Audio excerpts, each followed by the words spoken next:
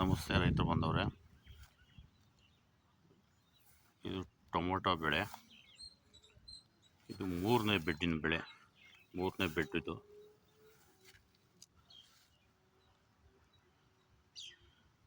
ಒಂದು ಹತ್ತತ್ರ 2 ತಿಂಗಳಾಗಿದೆ, 1-2 ದಿವಸ ಕಮ್ಮಿ. ಕಾಯಿ ಆಗಿದೆ ಎಲ್ಲ.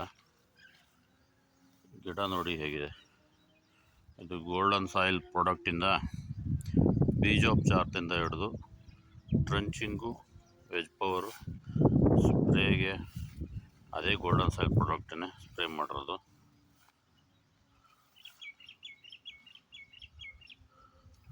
ಎರಡು ಕಟ್ ಆಗಿದೆ ನೋಡಿ, ಇನ್ನೂ ಒಂದು ಕಟ್ ಹಾಕ್ಬೇಕು ಇವಾಗ. ಎಲ್ಲ ಅಗಲ್ಕೊಂಬಿಟ್ಟಿದೆ. ಮೇಲೆ ಕಾಯಿ ಆದಂಗೆಲ್ಲ ಬಾಡ್ಕೊಂತ ಇದೆ, ಬಕ್ಕಂತ ಅದು ಗಿಡ.